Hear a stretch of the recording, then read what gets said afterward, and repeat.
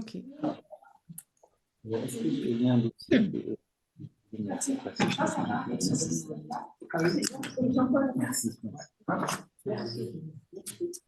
Voilà, alors, bienvenue à toutes et tous pour cette nouvelle rencontre donc, consacrée à une figure un petit peu originale parmi ces figures féminines de la Bible que nous essayons de découvrir au fur et à mesure. Puisque on va avoir une figure un petit peu double, parce que c'est Déborah, d'abord.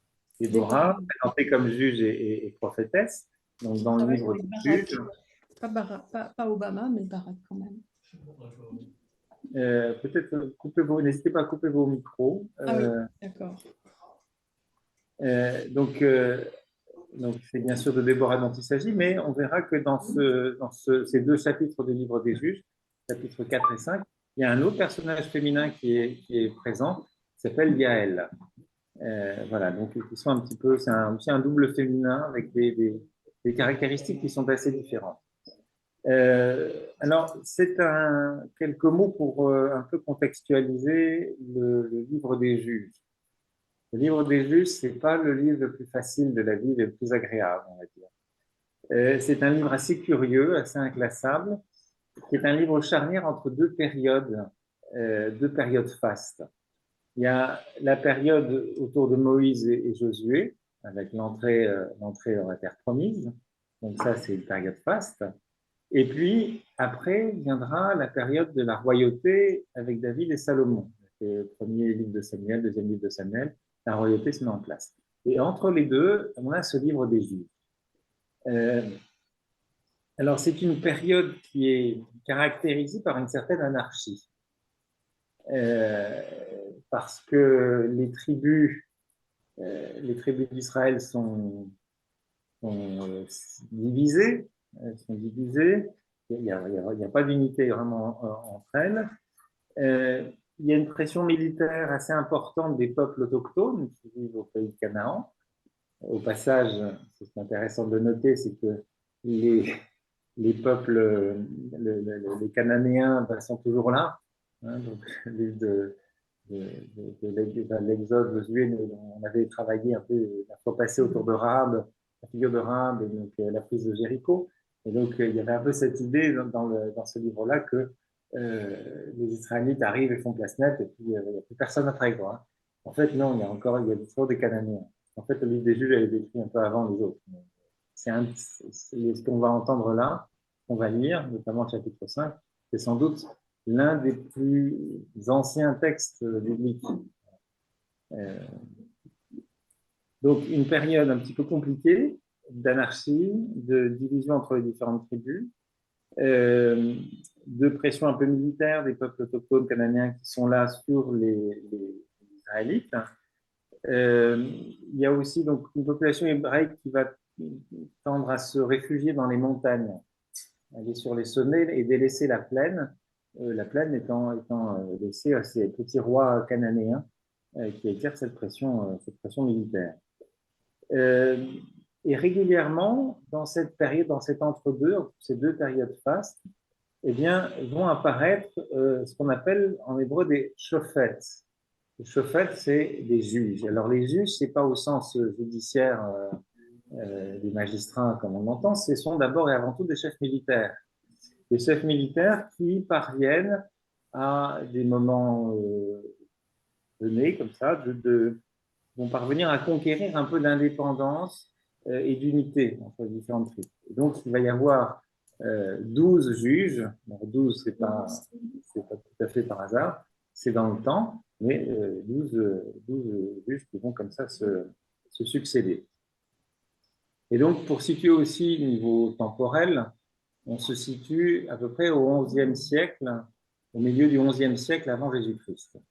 Donc, avant l'émergence de la royauté, sachant que les textes qu'on a, ils sont plus tardifs. Hein. Ils ne remontent pas du XIe siècle, et sans doute, pour les plus anciens, 9e, 8e siècle, et les plus tardifs, jusqu'au retour d'exil vers le 6e. Hein. Donc voilà un petit peu par rapport à la présentation générale de ce livre. Donc, un autre élément de contexte pour les populations qui sont là, les Juifs qui sont sur la terre promise, ben, ils vivent aussi le contexte d'une grande imbrication entre les populations, une imbrication des populations juives et des populations cananéennes. Les langues, les langues locales sont des langues sémitiques et il y a une grande proximité entre l'hébreu et ces autres langues sémitiques, donc on peut se comprendre. Et puis, on va voir qu'il y a aussi une espèce de mixité ou d'échange, alors ça peut être d'ordre matrimonial, mais aussi des alliances entre des tribus juives avec des rois cananéens. Et parfois, ça ne marche pas toujours, ça passe le juif d'un côté, puis les Cananéens de l'autre. Hein. Il y a des alliances un peu de circonstances qui peuvent se faire. Et on le verra notamment au travers de la figure de Yaël et de son époux, Hébert, qui a fait alliance avec un roi cananéen. Donc, il y a d'ailleurs une ambiguïté, on ne sait pas très bien. Est-ce que Hébert et Yaël sont juifs ou pas? Il y a des incertitudes. Rien dans le texte ne permet de le dire tout à fait clairement. Donc, les tribus israélites se sont réfugiées, si vous voulez, à la montagne et ont fui la plaine et les petits rois cananéens, donc dans une recherche un peu de liberté devant cette pression et cette contrainte, cette oppression peut-être exercée par ces petits rois cananéens. Et alors, dans les deux chapitres qu'on va plus particulièrement travailler ce soir, donc chapitres 4 et 5 du livre des Juges, cette situation, elle se ressent clairement. On va constater qu'il y a une supériorité des peuples de la plaine, supériorité notamment technique et tactique, avec les chars de guerre en fer, une question de 900 chars de fer, 900 chars de guerre en fer, fer, bronze, vous savez, c'est une grande tradition de la supériorité de l'âge de fer sur l'âge de bronze. Donc voilà, il y a cette supériorité. Et puis, on a une population juive qui est assez largement désorganisée, désunie face à cette armée qui est en face, celle des Cananéens. Et donc, d'ailleurs, cette désunion, elle va être particulièrement soulignée dans le Cantique de Déborah, qui est écrit chapitre 5 de notre texte. Donc, la grande question qui surgit au moment où on s'apprête à entrer dans la lecture de ces chapitres 4 et 5, c'est quelqu'un va-t-il être capable d'organiser quelque chose contre la pression cananéenne? Bien, ça va être la juge Déborah qui va s'en charger, qui va réaliser ça. Ce qui est aussi intéressant dans ces deux chapitres, c'est que vous en avez un qui est en prose et l'autre qui est en vers, qui est plus poétique, si vous voulez, mais qui raconte la même histoire. Mais il la raconte un peu différemment. D'une certaine manière, les deux se complètent l'un l'autre. Et puis l'autre aspect important aussi, c'est ce cantique de Déborah, donc le chapitre 5, est considéré comme l'un des plus anciens textes de la littérature biblique. Donc c'est pas regardé avec dédain. Alors, ce que je vous propose maintenant, c'est de lire d'abord ces deux chapitres, et puis une fois que ce sera, ensuite on partagera les questions comme nous en avons l'habitude. Alors, vous avez dans votre dossier, alors moi vous avez d'abord la figure de Déborah hein, sur le dossier qui vous a été remis, avec le Gustave Doré, une gravure de Gustave Doré, on la voit impérieuse, hein, voilà, qui semble, oui, comme une. C'est intéressant, c'est vraiment qu'elle tient une torche. Ça peut être intéressant. Et donc, qui est là, impérieuse, qui semble trôner et dirigée. Hein. Elle apparaît vraiment comme une femme forte. Forte une forte femme, c'est tout à fait pareil. Alors, mais donc, commençons donc par lire ces deux chapitres. Et puis, n'hésitez pas avec un crayon à souligner ce qui vous paraît curieux, ce qui vous pose question, et puis on échange là-dessus ensuite. Ehud mort, les fils d'Israël recommencèrent à faire ce qui est mal aux yeux du Seigneur. Au passage, c'est une espèce d'antienne qui revient régulièrement dans le livre des Juges. Les fils d'Israël recommencèrent à faire ce qui est mal aux yeux du Seigneur. Donc on a toujours un peu ce mouvement-là. Vous verrez, ce sera explicité à la page 3 du dossier, où vous avez le peuple qui agit mal, qui est puni, qui crie vers le Seigneur, et le Seigneur revient de miséricorde. Enfin, il y a un peu toujours ce mouvement-là qui est un petit peu moralisant, quand même, comme approche, mais ça structure vraiment la manière de faire du livre des Juges. Alors, donc, verset 2, le Seigneur les vendit à Yavin, roi de Canaan, c'est l'ascension, qui régnait à Assor. Le chef de son armée était Sisera, mais celui-ci habitait à Haroshet Goïm. Les fils d'Israël crièrent vers le Seigneur, car Sisera avait 900 chars de fer, et il avait opprimé durement les fils d'Israël pendant 20 ans. Or, Déborah, une prophétesse, femme de Lapidote, jugeait Israël en ce temps-là. Elle siégeait sous le palmier de Déborah, entre Rama et Bethel, dans la montagne d'Éphraïm, et les fils d'Israël montaient vers elle pour des questions d'arbitrage. Elle fit appeler Barak, fils d'Avinoam, de Kedesh, de Nephtali, et elle lui dit, « Le Seigneur Dieu d'Israël a vraiment donné un ordre. Va, rassemble au mont Tabor et prends avec toi 10 000 hommes parmi les fils de Nephtali et les fils de Zabulon. J'attirerai vers toi au torrent du Kishon Sisera, chef de l'armée de Yavin, ainsi que ses chars et ses troupes, et je le livrerai entre tes mains. » Barak lui dit, « Si tu marches avec moi, je marcherai, mais si tu ne marches pas avec moi, je ne marcherai pas. » Elle dit, « Je marcherai donc avec toi, toutefois sur le chemin où tu marches, la gloire ne sera pas pour toi, car c'est à une femme que le Seigneur vendra Sisera. » Déborah se leva et elle alla vers Barak à Kedesh. Barak convoqua Zabulon et Nephtali à Kedesh. 10 000 hommes montèrent sur ses pas, et avec lui monta Déborah. Héber le Kénite s'était séparé de Caïn, les fils de Hobab, beau-père de Moïse, et il avait dressé sa tente aussi loin que le chêne de Saanaïm, près de Kedesh. On annonça à Sisera que Barak, fils d'Avinoam, était monté au mont Tabor. Alors Sisera convoqua tous ses chars, 900 chars de fer, ainsi que tout le peuple qui était avec lui, depuis Haroshet Goïm au torrent du Kishon. Déborah dit à Barak, « Lève-toi, car voici le jour où le Seigneur a livré Sisera entre tes mains. Oui, le Seigneur est sorti devant toi. » Barak descendit du mont Tabor, ayant 10 000 hommes derrière lui.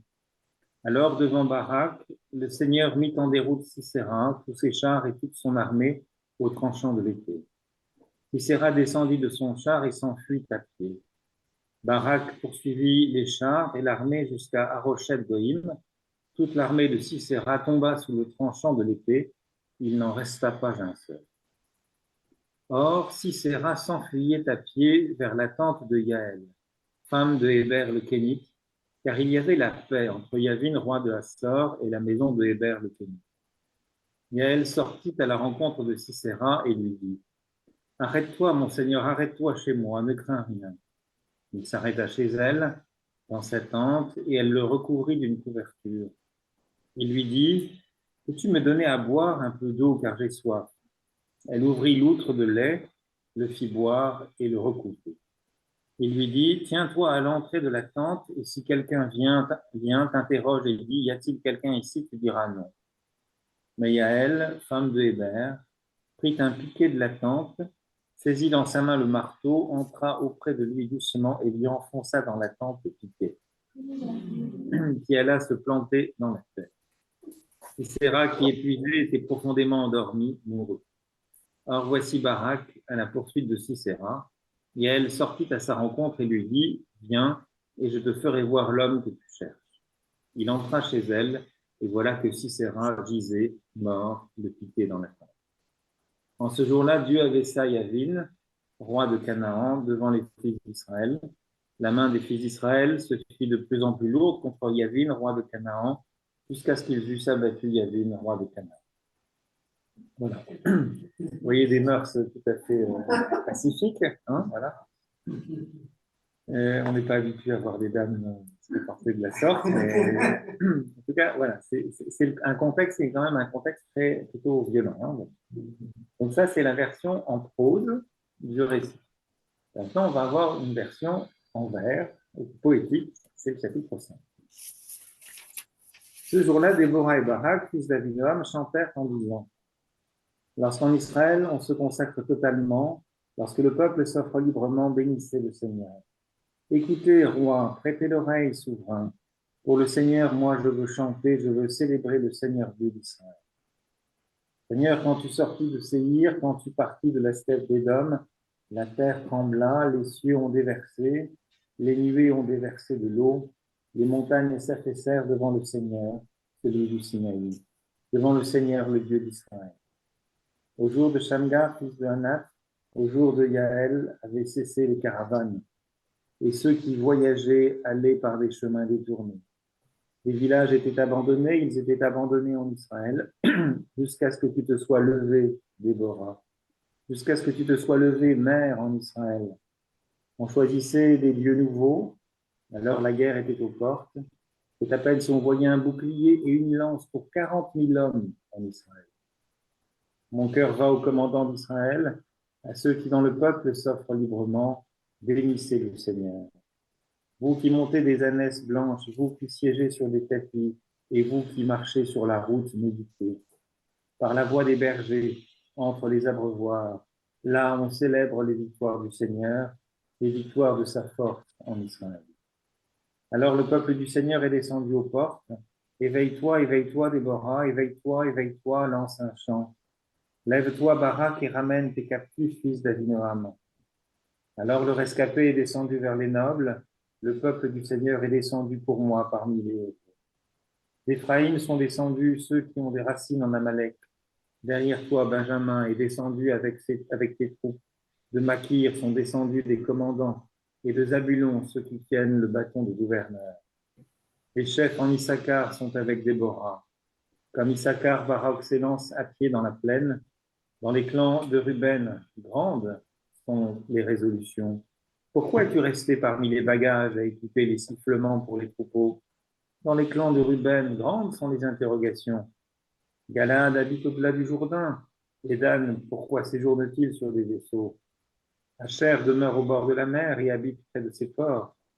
Zabulon est un peuple qui a risqué sa vie au mépris de la mort, ainsi que Nephtali, sur les hauteurs de la campagne. Sur 20 des rois, ils ont combattu. Alors, les rois de Canaan ont combattu à Taanach et les eaux de Megiddo. Un butin d'argent, ils n'ont pas obtenu.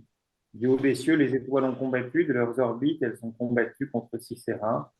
Le torrent du Kishon les a balayés. Le torrent du Kishon. Marche mon âme avec hardiesse. Alors les sabots des chevaux ont martelé le sol du galop des coursiers. Maudissez mes roses, dit l'ange du Seigneur. Maudissez de malédiction ses habitants, car ils ne sont pas venus au secours du Seigneur avec les héros. Béni soit parmi les femmes Yaël, femme de Héber de Kémite, parmi les femmes qui vivent sous la tente, qu'elle soit bénie. Il demandait de l'eau, elle donna du lait. Dans la coupe des nobles, elle présenta de la crème. Elle étendit sa main vers le piquet et sa droite vers le marteau du travailleur. Elle martela Sisera et lui broya la tête. Elle lui écrasa et transperça la tempe. À ses pieds, il s'affaisse, il tombe et il est couché. À ses pieds, il s'affaisse, il tombe. Là où il s'est affaissé, il est tombé, anéanti. Par la fenêtre, elle se penche et elle regarde la mère de Sisera à travers le grillage. Pourquoi son char tarde-t-il à venir? Pourquoi la marche de ses chars est-elle si lente? La plus sage de ses princesses lui répond. Elle lui réplique en disant: n'est-ce pas parce qu'il trouve et partage le butin?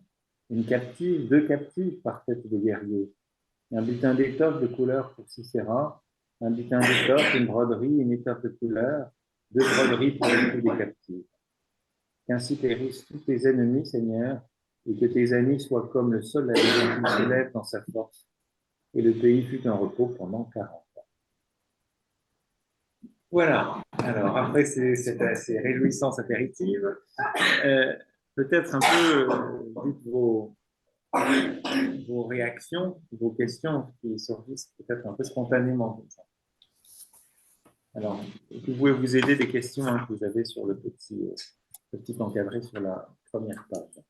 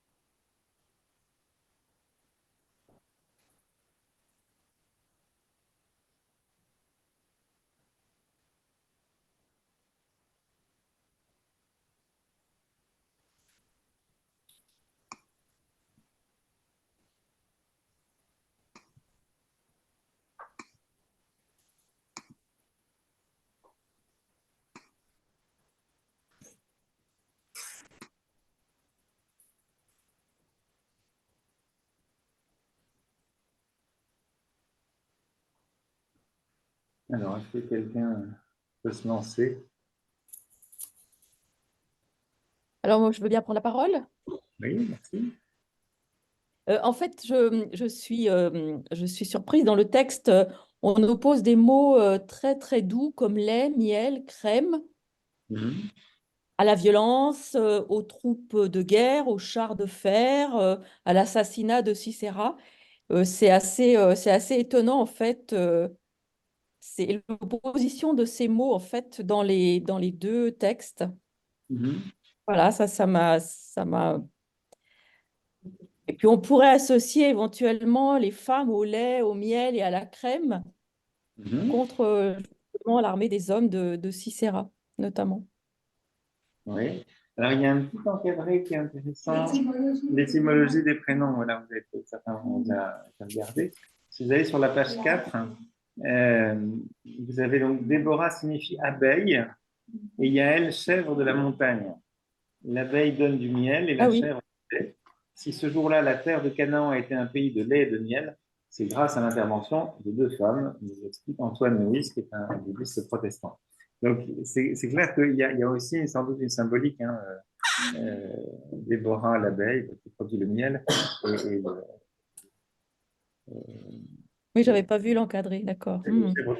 non, il n'y a pas de mal. Confirmation. On est là pour le découvrir ensemble. Mais donc, évidemment, la terre promise, c'est la terre où coule le lait et le miel. Donc, on entre sur cette terre promise. Et donc, ces deux figures féminines vont contribuer à ce que l'entrée, hein, ou la présence du peuple juif en terre promise soit assurée.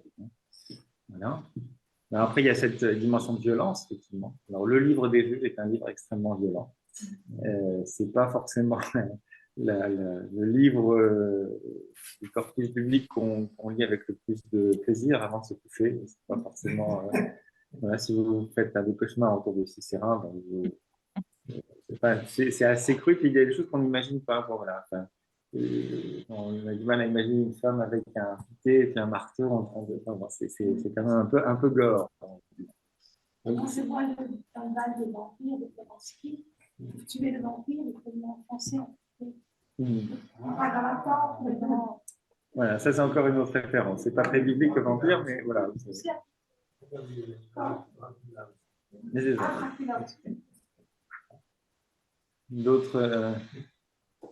D'autres remarques ou surprises qui vous viennent? Moi, ce qui m'interpelle, c'est qu'il y a besoin de ce contexte de guerre et de violence pour faire passer des messages. Et je sais pas, j'ai du mal, moi, avec ça. Alors, après, je suis pas forcément, parce que la Bible, c'est très divers, et la Bible ne se résume pas qu'au livre des Juifs, hein. Enfin, le livre des Juifs en fait partie aussi. Dans un contexte, il y a un contexte particulier qui est un contexte d'entrée dans une terre, qui est une terre occupée par d'autres, et où il y a de la violence. Et on verra, enfin, je l'évoquerai à la fin, que tout le propos du livre, hein, c'est un petit peu de montrer une forme de déclin ou de descente dans la barbarie. Parce que le peuple n'est pas fidèle. La conclusion du livre des Juges, elle est assez. On peut remplacer au livre de Samuel. Voilà. En ces jours-là, il n'y avait pas de roi en Israël. Chacun faisait ce qui lui plaisait. Donc, ça, c'est la conclusion. Donc, on est dans une forme d'anarchie. Et puis, il y a une théologie monarchiste qui est présente. C'est-à-dire que les auteurs des Juges veulent promouvoir la mise en place de la monarchie qui viendra ensuite, donc avec les figures de David et de Salomon. Et puis, voilà, je vous disais, la manière d'envisager les choses, hein, dans ce livre des Juges, c'est souvent assez une morale pas très réjouissante, quoi. Donc,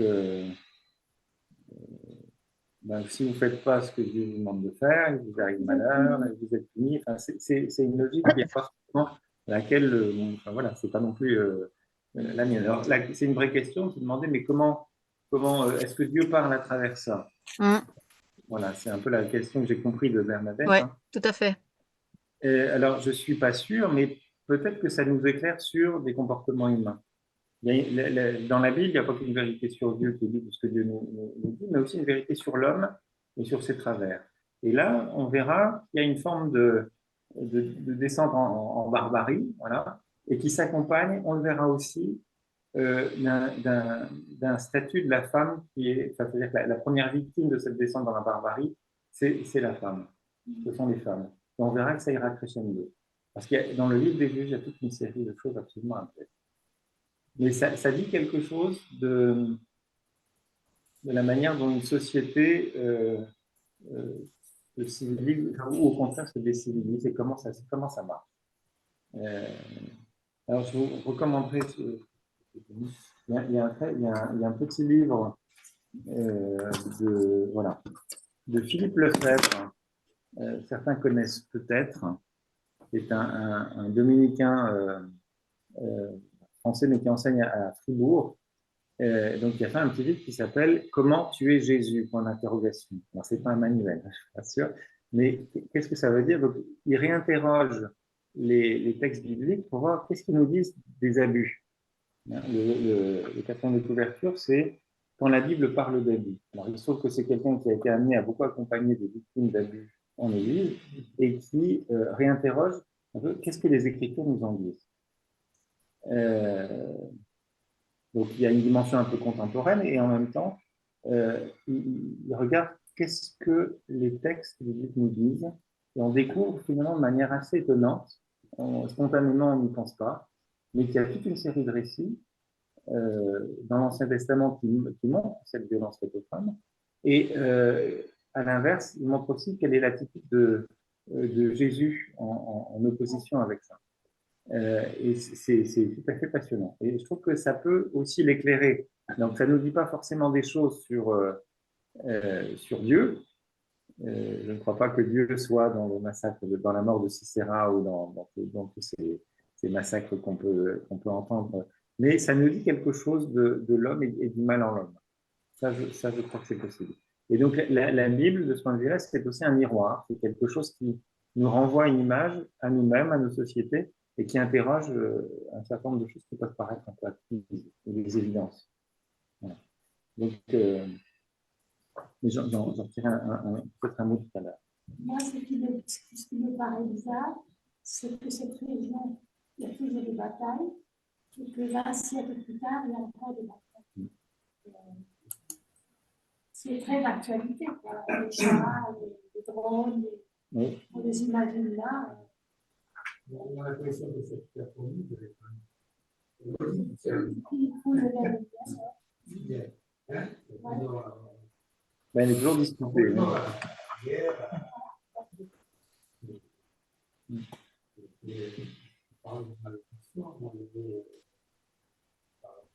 Oui, dans le cantique de Déborah, il y a des discussions.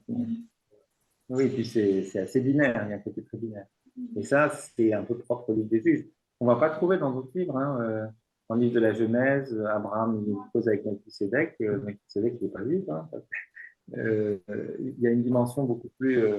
Il y a des relations de. Alors, il peut y avoir des conflits, mais ça c'est aussi l'humain, mais il y a des relations qui sont beaucoup plus apaisées. Alors que dans la tradition, dans le livre de l'Exode, c'est beaucoup plus violent et guerrier, concurrent. Les régions, la montagne de la terre, tout s'oppose du nombre de gens, de ça. Ouais. Et là, il y a deux femmes qui sautent.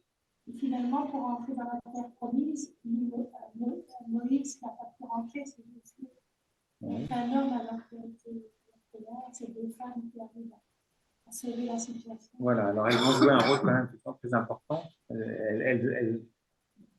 On va voir ça peut-être en regardant un petit peu les protagonistes qui sont présents dans ce récit. Donc il y a Sisera, vous avez compris que c'est le général du roi de Canaan, donc le général des Cananéens, très bien. On a Barak qui est le pendant juif de Sisera, le général des Israélites. Et puis on a Déborah. Alors Déborah, elle nous est présentée comme juge et prophétesse. Alors, donc juge, je vous dis, c'est un peu chef militaire, et puis prophétesse. Prophétesse, c'est pas anodin. Il n'y a pas beaucoup de femmes qui ont, dans la Bible, reçu ce type de prophétesse. On a Myriam, qu'on avait vu il y a quelques séances, et puis il y a également Déborah. Et ce sont les deux seuls. Alors, prophétesse, donc, sachant que le modèle des prophètes, à l'époque, c'est Moïse. Donc, la référence à Moïse, il y a une forme de mimétisme avec Moïse. On verra qu'il y a un certain nombre d'éléments qui rapprochent, en effet, Déborah de Moïse. Mais je n'en dis pas plus pour l'instant. Donc, elle apparaît vraiment comme le personnage central. Et un petit peu, sans elle, il n'y aurait ni mobilisation des troupes, ni victoire. C'est elle qui apparaît comme la stratège, qui est vraiment à la fer de lance de la bataille. Elle apparaît comme une femme de pouvoir, quelqu'un qui a une femme puissante, pour reprendre le titre d'un livre qui était paru il y a quelques années. Et elle est convaincue que c'est lui pas une affaire. Oui, elle a une assurance. Voilà. Alors une assurance qui semble être liée à la fois comme quelque chose qui lui vient de Dieu, du Seigneur. Donc ça, c'est dit explicitement dans le texte. Mais en même temps, pour essayer de reconstituer les faits, parce que c'est pas très évident, il faudra qu'on mette les deux chapitres en dialogue.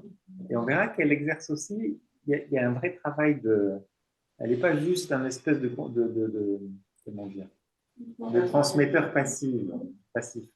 Elle exerce, elle a un certain génie, à la fois topographique et climatologique, ou météorologique plutôt. Voilà. En fait, c'est une très bonne stratège et une femme intelligente, très intelligente. Autre figure féminine, c'est Yaël. Alors Yaël, elle va apparaître comme plutôt la femme fatale, à la fois séduisante, qui va aussi ruser et trahir Sisera. Et c'est à elle que revient finalement la victoire finale, qui est annoncée par Déborah au chapitre 4.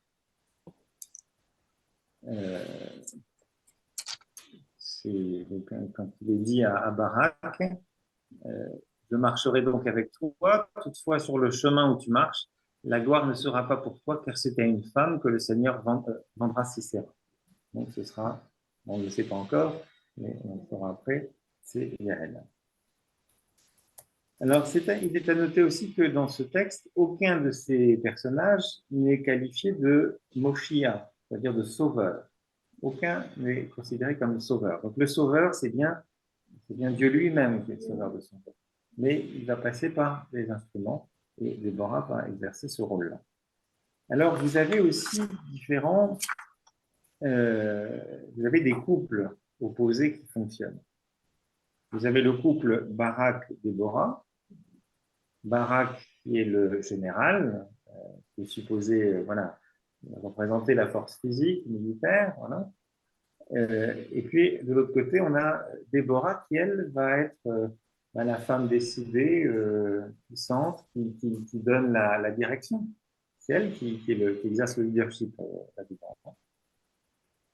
Et puis, vous avez l'autre couple opposé, c'est Sisera et Yael. Sisera, là aussi, le militaire, celui qui, a priori, est l'homme puissant, l'homme fort, et puis Yael, la femme fragile, qui va se révéler finalement forte et rusée, intelligente par rapport à l'homme qui va être plutôt crédule et faible. Donc on est là dans des couples tout à fait intéressants. Puis il y a un cinquième personnage qui intervient, tout à fait à la fin du cantique de Déborah, qui est l'évocation de la mère de Sisera. C'est assez touchant d'ailleurs, parce que verset 28, par la fenêtre, elle se penche et elle regarde la mère de Sisera à travers le grillage. Pourquoi son char tarde-t-il à venir? Pourquoi la marche de ses chars est-elle si lente? Voilà, c'est la figure de la mère qui attend et qui s'inquiète de ne pas voir son fils revenir. Et je trouve qu'il y a là quelque chose aussi de très beau, ce qui nous rappelle que même les méchants, ils ont aussi une mère. Voilà. C'est pas vite. Mais ça met aussi un peu d'humanité dans ce texte qui n'en a pas beaucoup par ailleurs. Alors, donc voilà pour ce qui est un petit peu des personnages. Maintenant, essayons de regarder les faits. Quelle est, à partir de ce qu'on a pu dire, la situation des Israélites? Alors, il y a donc on se trouve dans la montagne d'Éphraïm, donc on est dans la montagne, dans ces zones un petit peu refuge, où les Israélites ont trouvé refuge plutôt, hein, ils ont abandonné la plaine, ils sont plutôt sur les hauteurs. Et ils ont quitté un certain nombre de villages. Ça, c'est évoqué dans le cantique de Déborah. Au jour de Shamgar, donc ça c'est un des juges précédents, une période précédente qui était plutôt plus confortable, on va dire. Donc, ça, on le voit juste à la fin du chapitre 3. Après Ehud, il y eut Shamgar, donc c'est un troisième juge, fils de Hanat. Il battit les Philistins au nombre de 600 hommes avec un aiguillon à bœuf. Lui aussi sauva Israël. Donc, une période plutôt bonne. À cette époque-là, nous est dit au chapitre 5, verset 6,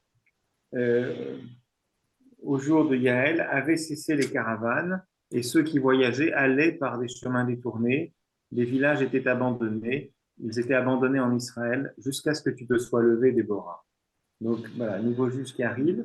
Et vous avez cette situation qui était une situation d'abandon. Et Déborah arrive et ça juge cet univers nouveau qui arrive et qui va un peu sauver la situation.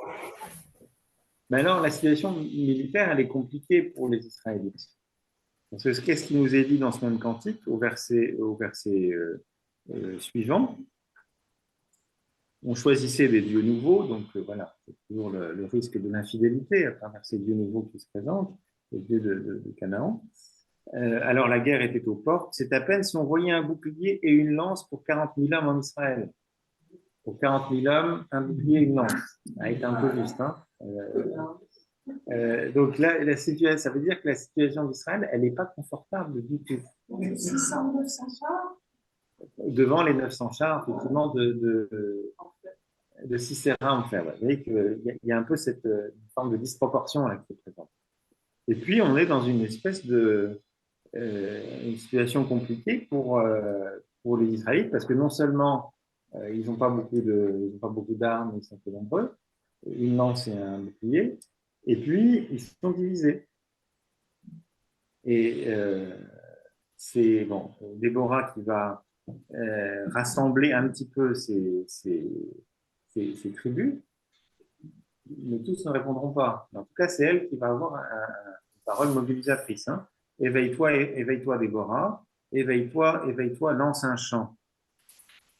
Et donc, après avoir lancé ce chant, ben voilà, un certain nombre arrive. Donc, le peuple du Seigneur est descendu pour moi parmi les héros. D'Éphraïm sont descendus ceux qui ont des racines en Amalek, verset 14. Derrière toi, Benjamin est descendu avec tes troupes. De Makir sont descendus des commandants et de Zabulon ceux qui tiennent le bâton de gouverneur. Les chefs en Issachar sont avec Déborah. Donc, il y a un certain nombre de tribus qui rejoignent cette coalition. Mais il y en a d'autres qui, on ne va pas s'ennuyer, hein. On va rester bien prudent chez soi. Et Déborah, dans ce cantique, elle les tourne un petit peu en dérision, elle les interpelle. Dans les clans de Ruben, grandes sont les résolutions. Pourquoi es-tu resté parmi les bagages à écouter les sifflements pour tes troupeaux? Ah oui, ils n'ont pas de résolution, mais ils ne bougent pas. Dans les clans de Ruben, grandes sont les interrogations. Galaad habite au-delà du Jourdain. Bon, ils sont loin, donc ils ne s'intéressent pas à ce qui se passe là. Et Dan, pourquoi séjourne-t-il sur des vaisseaux? Plutôt du côté de la mer, alors de l'autre côté. Donc, là aussi, Asher demeure au bord de la mer et habite près de ses ports. Mais il y a des peuples qui, eux, se mobilisent. Donc, les tribus, Zabulon est un peuple qui a risqué sa vie au mépris de la mort, ainsi que Nephtali sur les hauteurs de la campagne. Voilà, donc on est dans ce contexte-là. Donc, il y a cette interpellation qui est faite pour rassembler. Et puis, on va assister, au fond, au miracle, en interrogation, ou à la ruse de Déborah. Parce que qu'est-ce qui se passe? Pourquoi est-ce que les armées israélites vont l'emporter sur les 900 chars de Sisera? Est-ce que c'est juste parce que le Seigneur est avec eux et ça règle tout le problème? Ah, mais il n'est pas mort tout de suite, il est mort après. Donc, il s'est enfui après, oui. Bah, oui. Et après, il le massacre. Oui. Mais ces 900 chars, ils sont déjà tous tués quand ils étaient assassinés par Yaël. Alors,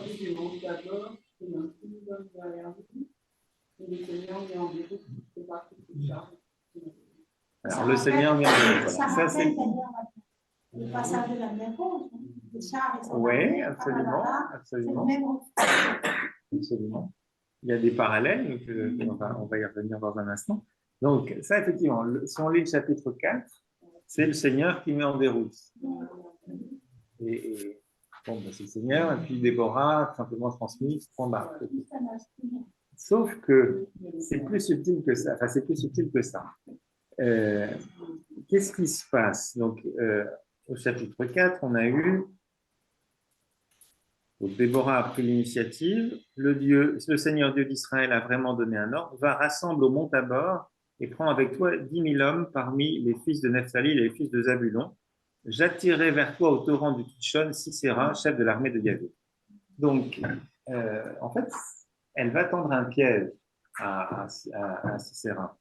Et ce piège, ça consiste à faire venir ces chars dans un endroit et la vallée de Kishon, la plaine de Yisraël, qui est située entre la vallée du Jourdain et le mont Tabor, dans le nord d'Israël, et qui est une zone, alors pour ceux qui ont été peut-être déjà là-bas, une zone qui est assez verte. Au printemps, il y a pas mal de pluie, d'humidité, etc. Et donc, c'est une zone qui est facilement inondable. Il y a toute une série de marécageux, c'est un peu. Alors évidemment, des chars là-dedans, si la météo est pas bonne, eh ben, c'est l'avantage technique ou tactique, il est perdu. Il est perdu. Donc voilà, ça c'est des éléments topographiques qu'on va avoir à l'esprit. Et puis, il y a, dans le cantique de Déborah, il y a d'autres éléments qui nous sont donnés qui sont plutôt d'ordre pas climatique, mais météorologique. Vous avez le verset 4.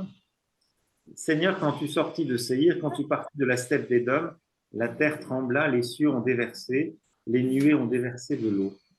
Voilà, donc on a clairement l'idée alors la terre qui tremble, enfin ça fait un peu l'orage, enfin c'est l'orage, c'est le gros orage.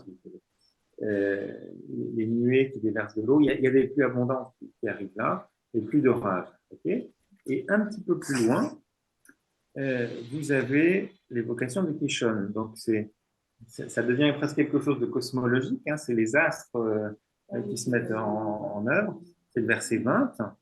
Du haut des cieux, les étoiles ont combattu, de leurs orbites, elles ont combattu contre Sisera. C'est bien de dire que c'est un destin, hein, c'est inscrit dans les astres.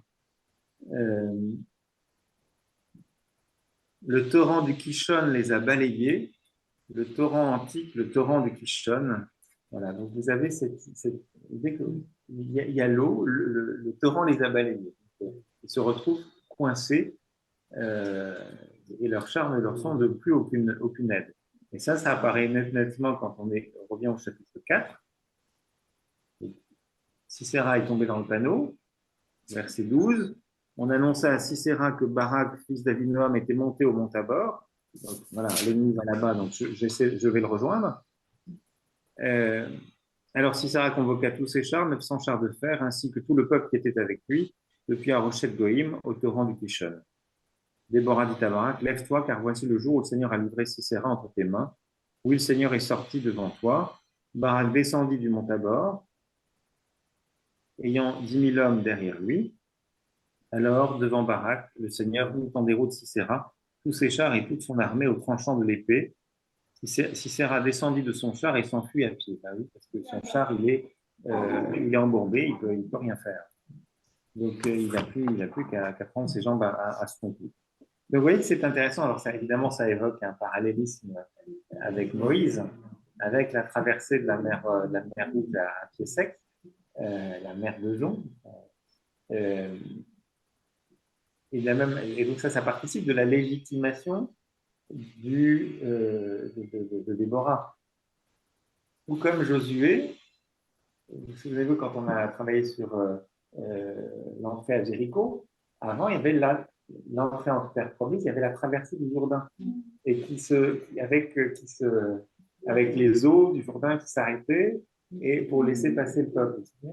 Avec l'arche, voilà, l'eau s'arrête. Bon, ben, au fond, c'est la même chose.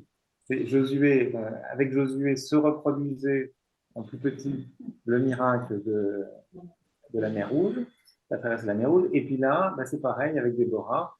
C'est un nouveau petit miracle, c'est le Kishon maintenant qui est traversé quelque sorte à pied sec. Et puis derrière, ben, il arrive malheur à celui-ci. Vous avez, ça participe de la. Si Déborah est qualifiée de prophétesse, ben, c'est pas par hasard, évidemment. C'est bien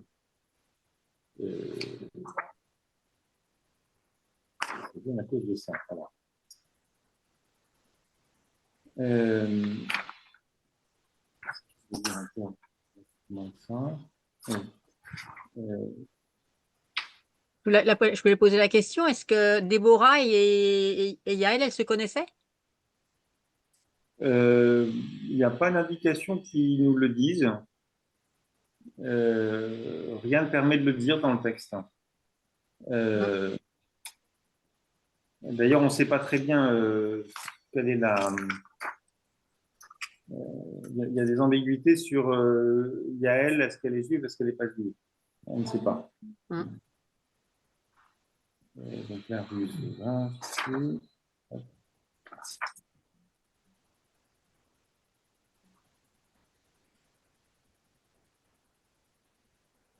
Voilà, ça y est. Donc maintenant, venons-en un peu plus spécifiquement sur le rôle des femmes. Parce que clairement, dans tout ce récit, les héros sont des héroïnes, les héros sont féminines. Et les héroïnes sont célibataires. Non. Elle est mariée, c'est Déborah. Eh ben, Non, c'est Déborah, marqué. alors, on n'interprétera pas ce que ça veut dire. Elle est, on dit, femme de Lapidote. Hein.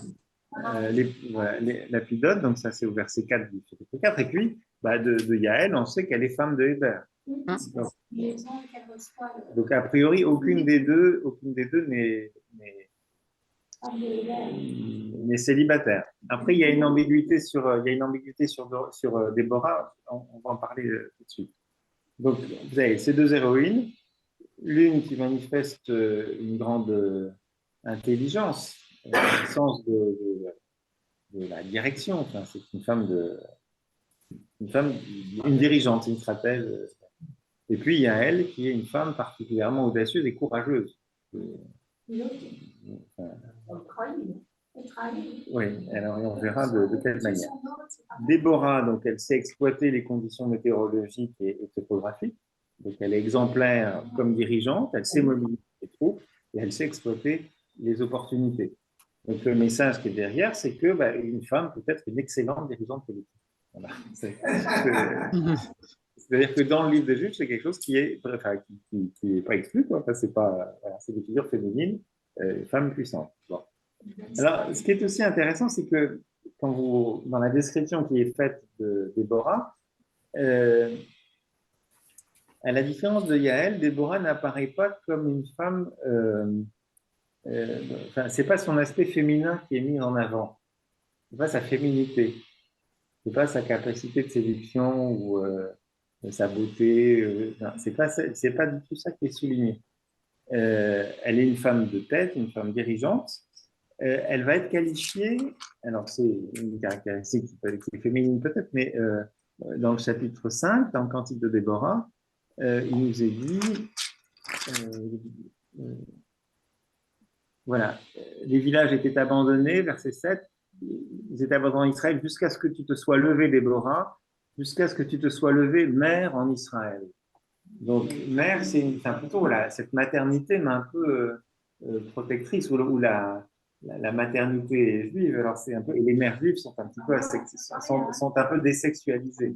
Elles sont pas, la mère juive n'est pas n'est pas c'est peut-être une généralité, c'est un excès ce que je dis, mais elle n'est pas séductrice, voilà. C'est pas du tout ce qu'on attend d'une mère juive. Et c'est irreprésentable de manière que ce soit autrement. Et alors j'ai pensé, même ce qualificatif de mère en Israël, cette mère qui protège, mais on trouve ça aussi en politique. Les Allemands, ils appelaient Angela Merkel Mutti. Et puis, je pensais dans la politique israélienne contemporaine, vous avez la figure de Golda Meir, qui était Premier ministre, qui était un peu, qui n'avait pas non plus un physique. Oui, il y avait un côté assez masculin, mais qui avait ce côté protecteur, et qui fumait comme un pompier, il n'y a pas du tout des caractéristiques, disons, spontanément très féminines. Mais elle avait un peu ce côté protecteur.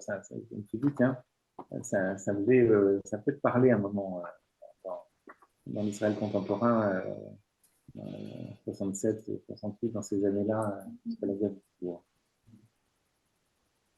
Donc voilà, on apprend des choses intéressantes comme mère d'Israël, mais plutôt une figure désexualisée. Alors, elle est définie au chapitre 4, verset 4, comme femme de Lapidote. Alors, Lapidote, on ne sait pas qui c'est, il n'y a pas d'autre phrase de Lapidote. Alors, il y a deux interprétations qui ont été d'ailleurs reprises, les rabbins, dans les commentaires, dans le Talmud, etc. Et il y a deux interprétations qui se dégagent. Une première interprétation, c'est de dire que Lapidote, ça désigne Monsieur Lapidote, c'est le mari, le nom du mari. Et quand on dit femme de, femme de Mulhouse, Mulhouse, c'est pas Monsieur Mulhouse, ça pourrait être un lieu, ou alors ça pourrait être une qualité. Ça pourrait désigner une qualité. Femme de conviction, un peu dans cet esprit-là. Or, il se trouve que lapide, ça signifie torche. C'est une torche, la lumière. Moi aussi, je crois que c'était une pierre.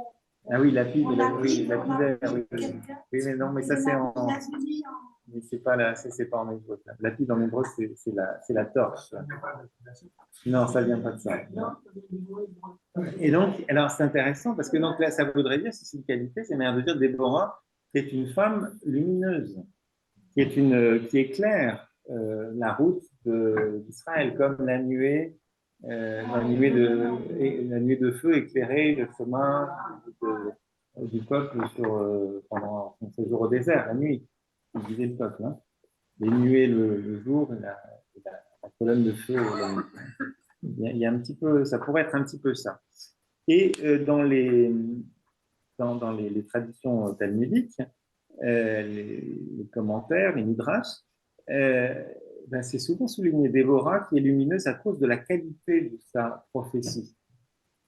Et elle va rapprocher cette tradition talmudique Déborah de Moïse, qui lui aussi avait des rayons lumineux. Voilà, après la rencontre avec le Seigneur, il était plus lumineux, rayonnant. Il y a des représentations dans l'iconographie, on voit des espèces de rayons de lumière. Alors, c'est encore autre chose. C'est une erreur de traduction dans la Vulgate. Mais en tout cas, voilà, vous avez ce parallèle-là et ça participe aussi de la légitimation de Déborah. Elle est comme Moïse. Anna, alors c'est un petit Moïse, c'est un peu modeste, mais elle a ce statut de prophétesse. Elle est rapprochée de Moïse. Elle participe d'une d'une victoire sur les troupes de Pharaon, sur les troupes du roi de Canaan, comme hier Moïse sur les troupes de Pharaon. On trouve un petit peu la même chose. Et donc voilà, elle apparaît aussi comme une femme là indépendante. Même ceux qui interprètent femme de Lapidote comme étant comme un monsieur Lapidote, en tout cas monsieur Lapidote, il n'est pas très présent dans le récit. Donc, elle reste indépendante même de ce mari si tant est qu'il y a un mari. On ne sait pas.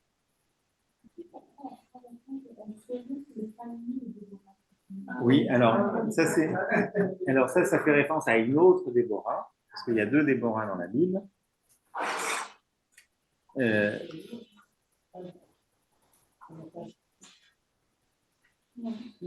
Voilà, la nourrice de Rebecca, qui s'appelait Déborah aussi.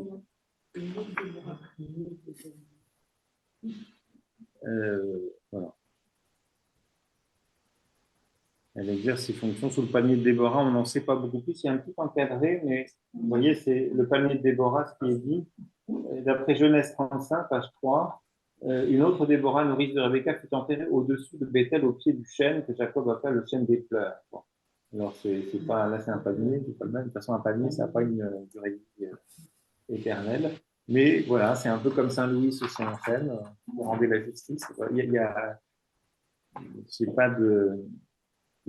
En tout cas, voilà, il y a ce lien avec cette autre Déborah, la nourrice de Rebecca, qui, elle, a été enterrée sous un arbre. Est-ce que c'est une référence? C'est possible. Après, on n'a pas toujours des. Ce palmier existe quand même. Non, mais un palmier, ça vit peut-être 30, 40 ans maximum. Hein. Oui. Donc à l'époque, oui. Le palmier de Déborah, c'est là où il est consulté. Oui, c'est ça. Mais aujourd'hui, il n'existe plus. Ça. C'est ça que je veux dire. Alors que non, même des oliviers peuvent vivre très très longtemps. Et on aime cette idée, comme c'est un peu, que dans le jardin des oliviers, il y aurait des oliviers très vieux qui pourraient avoir des témoins des lamentations de Jésus.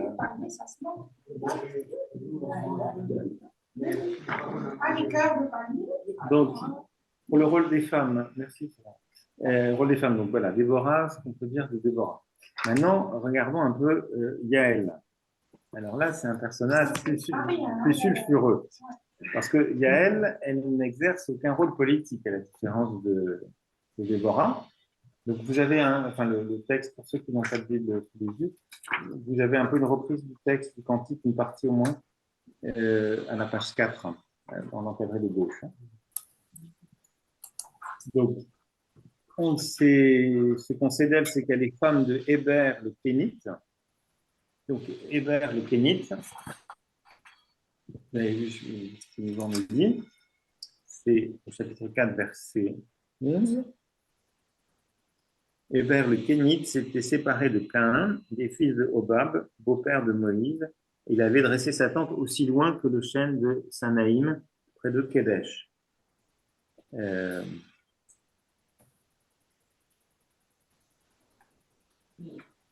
Donc, il y a une grande ambiguïté sur la. Voilà, on ne sait pas trop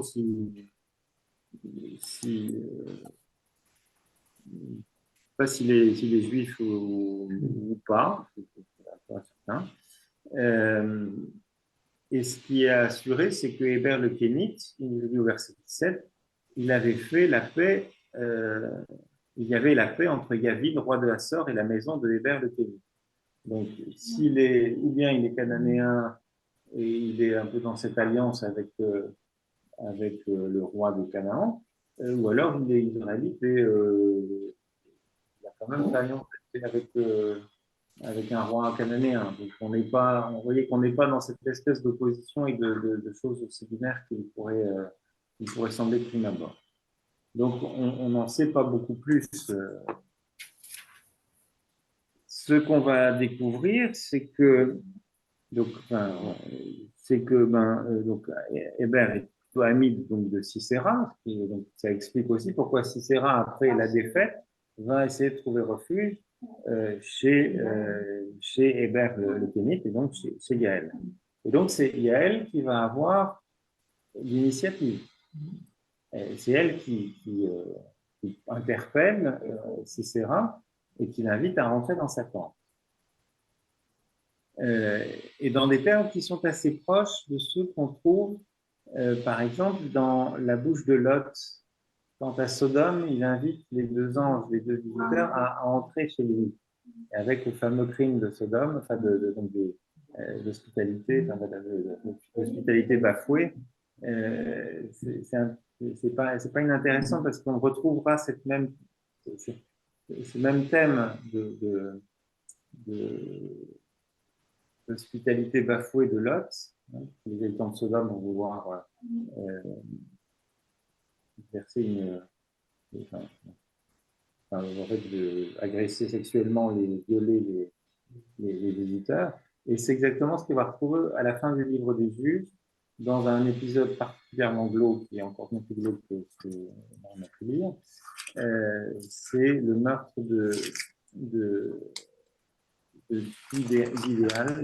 d'Ivéa, le crime de Givéa, où vous avez à nouveau quelque chose d'un peu parallèle. Donc je pense que c'est un thème qui revient.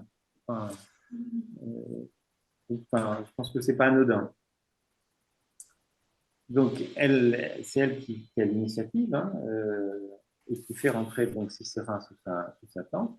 Elle le cache sous une couverture, puis le tue en plantant le piquet dans la tête de Sisera avec un marteau. Alors elle est célébrée au chapitre 5 comme une héroïne, puisqu'il nous est dit, chapitre 24, « Béni soit parmi les femmes Yaël, femme de Héber le Kénite, parmi les femmes qui vivent sous la tente, qu'elle soit bénie. » Voilà. Et ces faits vont être ensuite détaillés. Alors, que s'est-il passé sous la tente? C'est la grande question. Alors, justement, on va aller regarder du côté du Talmud. On va commencer d'abord le texte biblique, si on s'en tient au chapitre 4, je vous ai fait la description.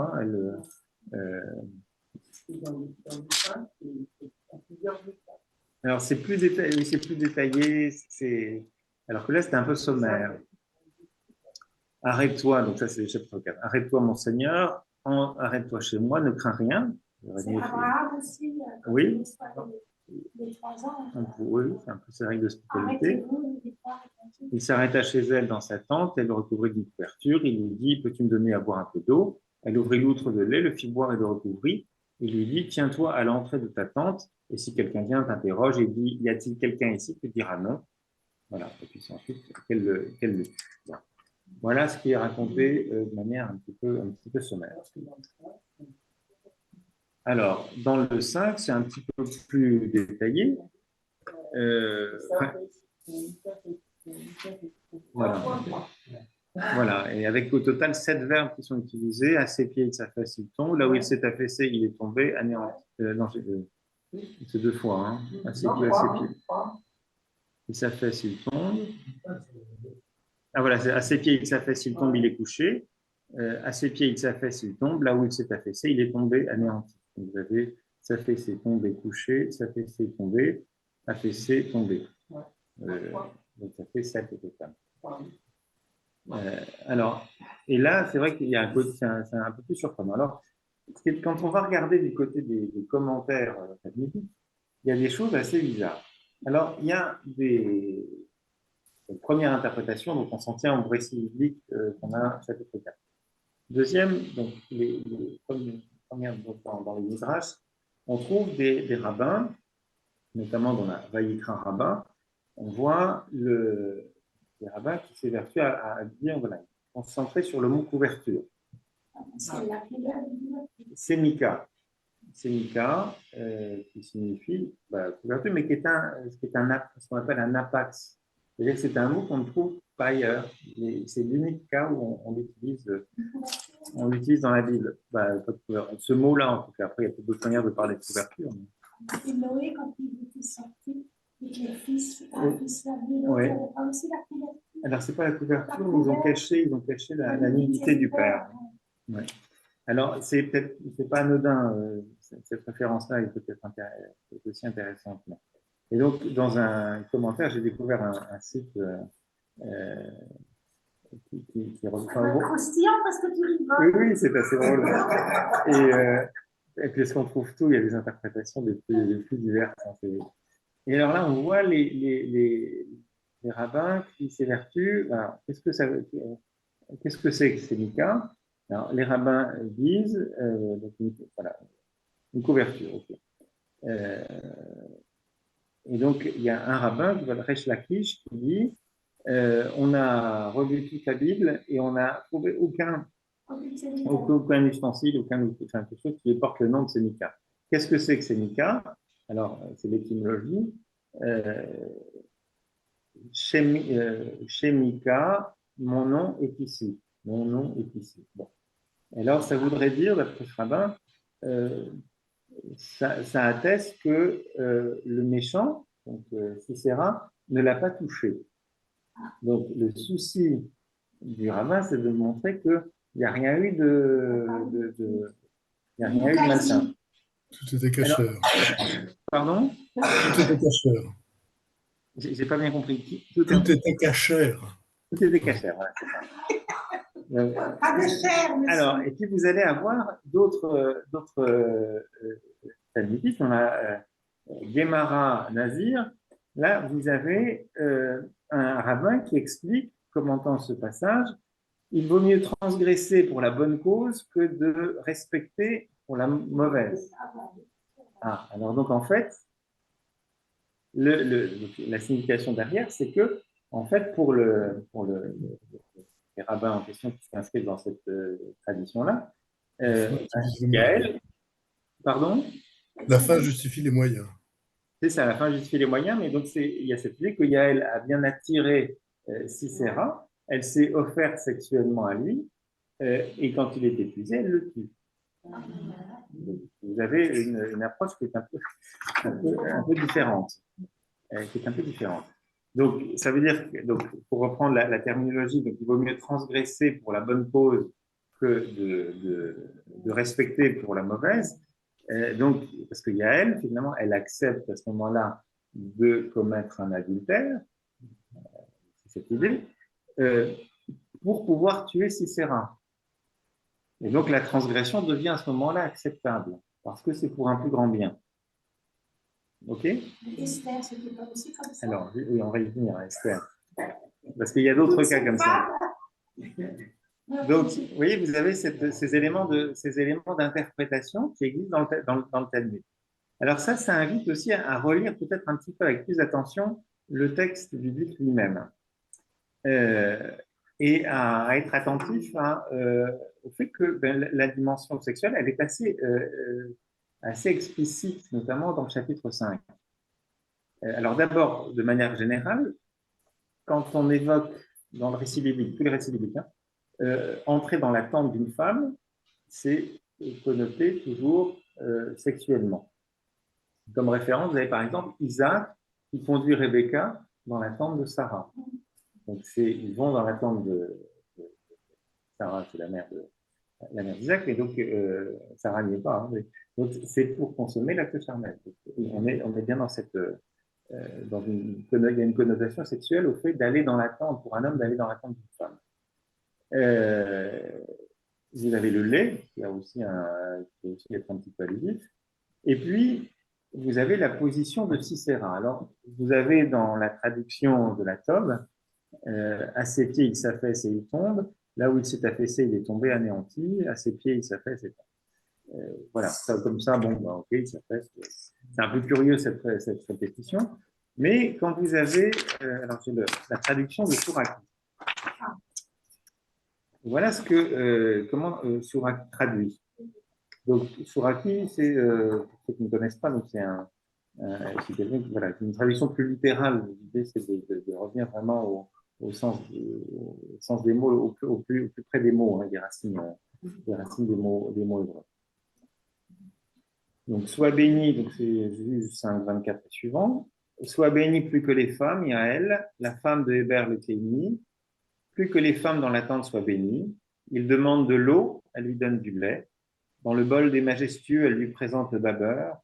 Elle lance sa main sur le piquet, sa droite au martèlement des trimards, et elle martèle Sisera, elle lui fracture la tête. Elle le mutile, elle lui troue la tempe. Entre ses jambes, il ploie, il tombe, se couche. Entre ses jambes, il ploie, il tombe, et là où il ploie, là il tombe rasié. Voilà. Là, le texte a une dimension, alors peut-être plus explicitement sexuelle. Et alors, il y a même des rabbins alors qui vont aller jusqu'à dire le nombre de fois, à partir du nombre des verbes. Donc, alors, c'est intéressant parce que vous bien, ça dit beaucoup de choses sur les fantasmes des rabbins qui commencent. Ou alors, est-ce que les rabbins ne nous aident pas aussi à revenir au sens premier du texte qui a connu un certain nombre d'atténuations? Et la thèse d'un certain nombre de biblistes, c'est de dire il y a eu une forme d'atténuation de la relation sexuelle dans le récit en prose, chapitre 4, notamment pour que le texte ait sa pleine place dans le corpus biblique. Parce que, sinon, l'interdit d'adultère est quand même fondamental, central, et donc il ne faut pas le mettre en avant. Il ne faudrait pas trop le valoriser. Il y aurait quelque chose d'obscène à le donner à voir, si vous voulez. Donc, c'est un peu atténué dans le processus de rédaction. Mais voilà, il y a un certain nombre d'éléments qui vont plutôt dans le sens de, quand on va sur un sens plus littéral de chapitre 5, entre ces jambes, c'est pas assez clair. On n'est pas tout à fait dans le même registre. Et donc, ce qui est intéressant aussi, c'est que ce qui va aussi dans le sens de cette interprétation, c'est que vous avez d'autres figures féminines dans la Bible où on retrouve quelque chose comme ça. Vous avez Esther et Aman, vous avez Samson et Dalila, vous avez Judith et Holoferne. Où systématiquement, vous avez quelque chose de l'ordre il y a une tradition, il y a quelque chose de relations sexuelles en vue de donner la mort ensuite. Il y a des choses un petit peu... dans tous ces cas, Esther, Dalila, avec Dalila, c'est autre chose, mais Judith ou avec Yaël, en transgressant cet interdit social, ces femmes sauvent le peuple.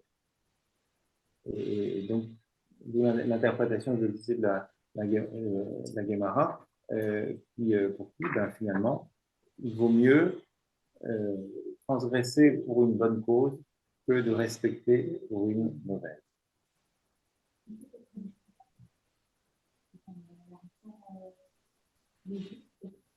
En fait, on trouve tout. Hein. Il y a toutes les interprétations possibles. C'est foisonnant. Alors,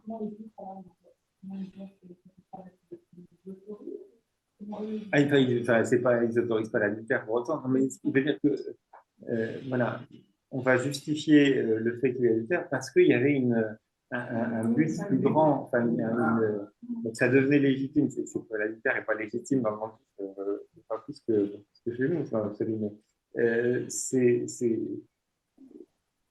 comme c'était pour sauver le peuple, pour assurer la victoire au peuple, c'est quelque chose alors que dans la loi, c'est un motif de l'application. On a le récit dans l'évangile de Jean. Donc,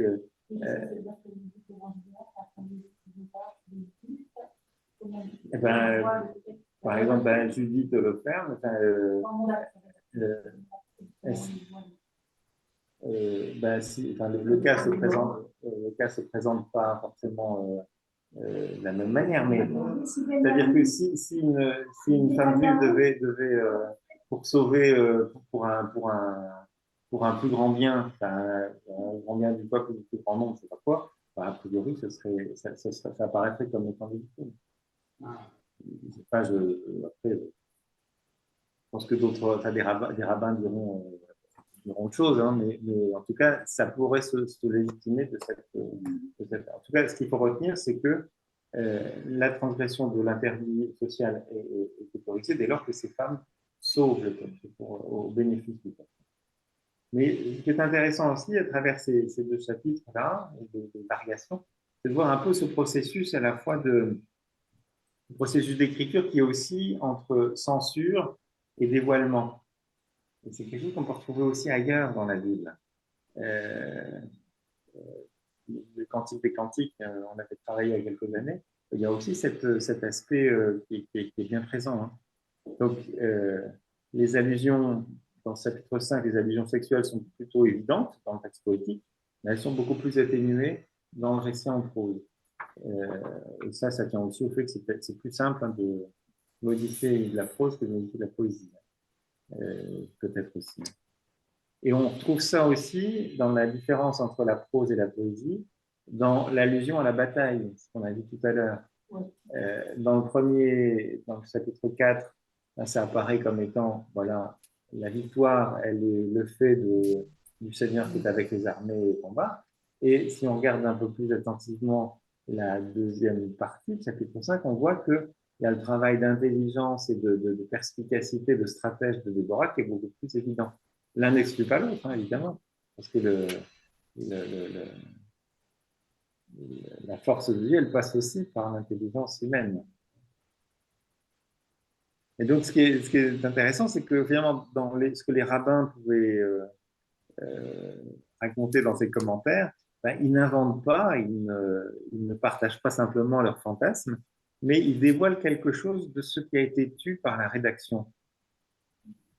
Les rabbins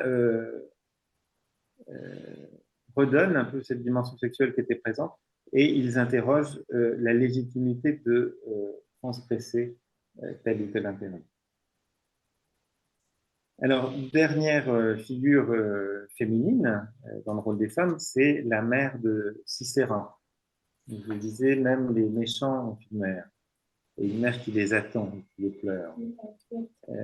Elle attend, elle inquiète le retour de son fils.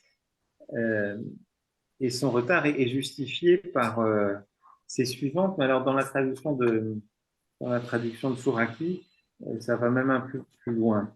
Alors, je vous lis d'abord la traduction, je vous relis la traduction qu'on a. Donc, elle s'interroge, la mère de Sisera, pourquoi son char tarde-t-il à venir? Pourquoi la marche de ses chars est-elle si lente? La plus sage de ses princesses lui répond, elle lui réplique en disant, n'est-ce pas parce qu'il traverse et parce qu'il trouve et partage le butin?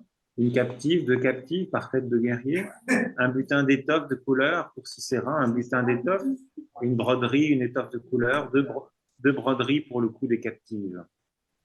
Voilà. Donc, vous voyez un petit peu ce que ça veut dire. Hein. Donc, on se partage le butin, et donc, c'est des viols qui sont commis après la bataille. Donc,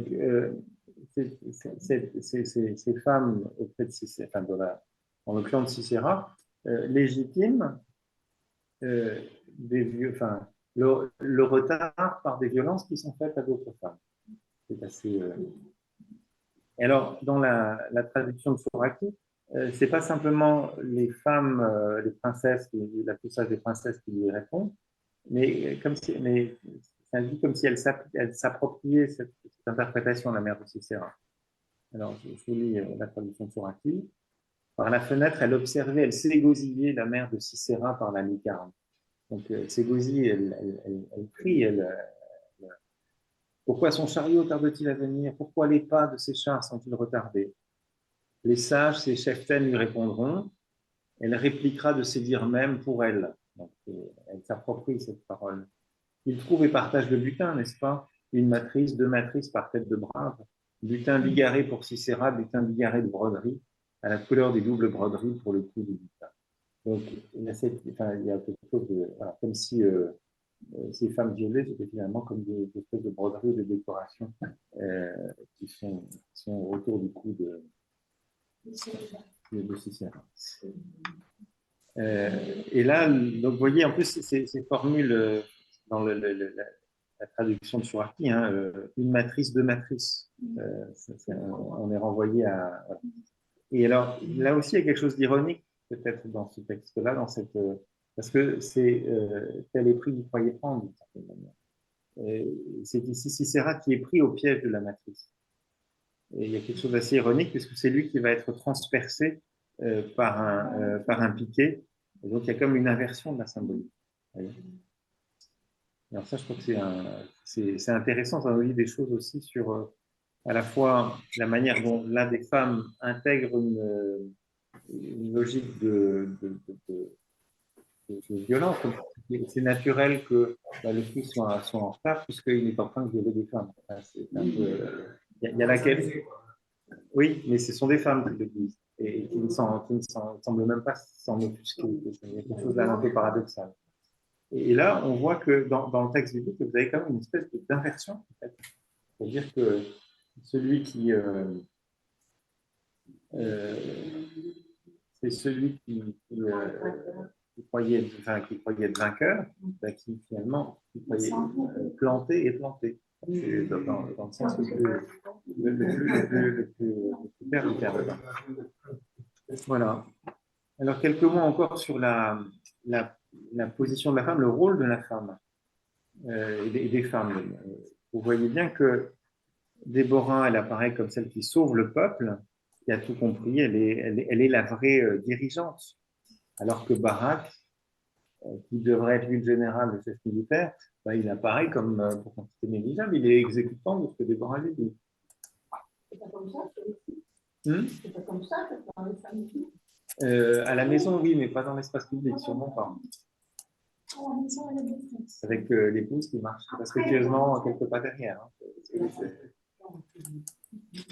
Mais à la maison, ça peut être autre chose.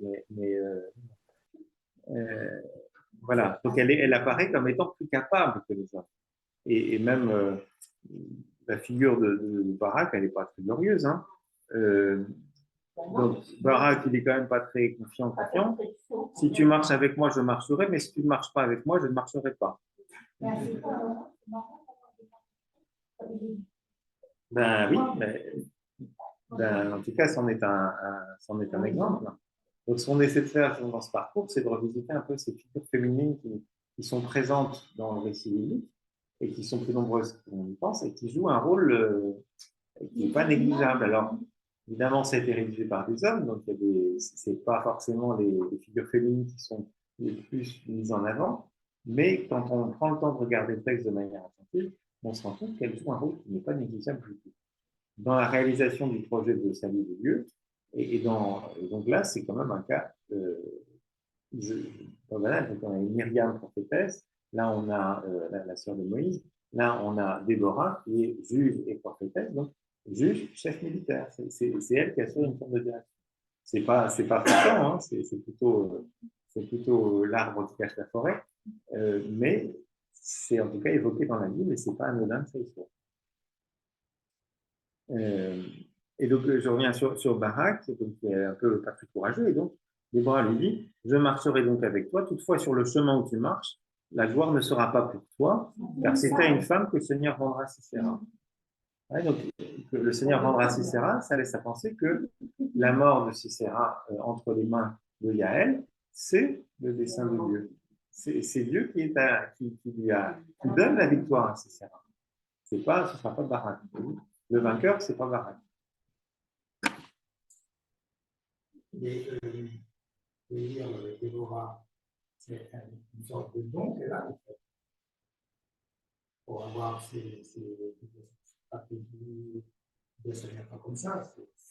Mais de recevoir ça de Dieu, Alors, c'est pour ça qu'elle est désignée comme prophétesse. Donc, effectivement, dans la lecture qui est faite, il y a ça. Mais il y a aussi, c'est-à-dire qu'il ne faut pas simplement dire, c'est pas donné à tout le monde. oui, mais c'est parce qu'il ne faudrait pas non plus dire, oui, que c'est une femme, elle pouvait le faire que parce que ça lui venait de Dieu, quoi. Mais par elle-même, elle n'aurait jamais pu, quoi. Il ne faudrait pas tomber non plus là-dedans. C'est-à-dire que c'est aussi enfin, elle met en œuvre son alliance. C'est une femme qui apparaît comme très intelligente et perspicace, beaucoup plus que Barak. C'est elle qui piège Cicéron. À cette époque-là, les femmes ont fait. Eh ben, non, enfin, il y en a. En tout cas, ce récit-là atteste qu'il y a eu des femmes juives. Voilà, qui ont été chefs militaires. Donc, c'est juste pour ça qu'on peut faire. Il n'y en a pas beaucoup, c'est pas la majorité.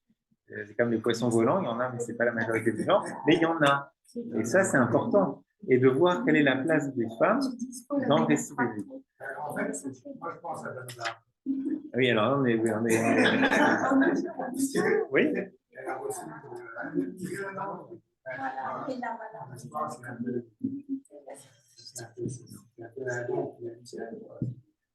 oui, il y a sans doute quelque chose de son rôle. Hein. C'est bien pour ça qu'elle est qualifiée de prophétesse.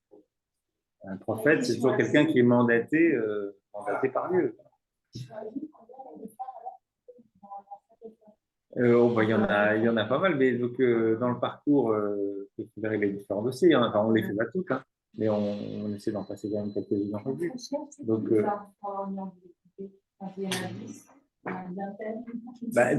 des femmes, il y en a beaucoup. Elles sont évoquées, voilà, là j'ai un dictionnaire des noms propres de la Bible.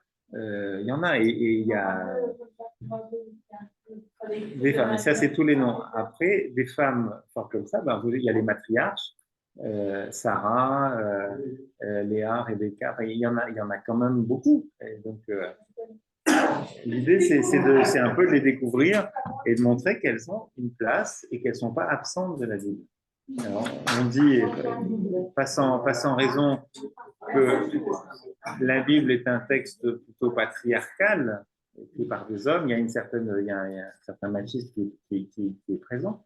Mais il y a toujours aussi, elles ne sont pas absentes, première chose. Donc, on peut relire ces textes en étant attentif. Et donc, comme il y a eu une forme d'occultation de la place des femmes, quand elles apparaissent, c'est que, en fait, elles étaient plus présentes que ce que les textes nous en disent. Donc, il faut être attentif à ces détails-là, c'est important. Et puis, au-delà de ça, on va découvrir qu'elles jouent un rôle important dans la réalisation du projet de Dieu. Même des étrangères. Même des étrangères. Jusque dans la généalogie du Christ, on va retrouver ces figures féminines qui sont, voilà, c'est riche, quoi. Et donc, ça permet aussi, dans un second temps, de voir quelle est l'attitude, ce qu'on avait fait il y a 2 ans, l'attitude de Jésus vis-à-vis des femmes, et qui est assez radicalement différente, puisqu'il a amené des femmes dans sa suite, parmi ses disciples, parce qu'aucun rabbin ne savait pas. Il y a toute une série de comportements de Jésus, de paroles de Jésus vis-à-vis des femmes, qui sont transgressifs par rapport aux normes à l'époque. Donc, il est, entre guillemets, féministe avant Jésus dans sa réalisation. Voilà, donc, je reviens à la position de la femme, au rôle de la femme. Donc, Yaël, elle est apparue donc, comme étant à la fois la femme séduisante et en même temps terrible, puisque elle est prête à tuer son amant avec un piquet et un marteau. Elle va prendre un rôle violent d'initiative dans la violence qui habituellement échoue aux hommes. Quelque chose de pas banal. Et davantage, en plantant un piquet à la tête de Cicéra, elle pose aussi un geste que les psychanalystes diraient d'un geste phallique. C'est elle qui plante Cicéra et non avant. C'est une inversion, donc il y a quelque chose d'un petit peu assez un peu révolutionnaire. C'est elle qui a le piquet dans la leçon de Ionesco, et tout ça, le couteau, c'est toujours un symbole phallique. Donc c'est elle qui, par un symbole phallique, transporte sa tête. Et puis il y a quelque chose aussi de la liberté.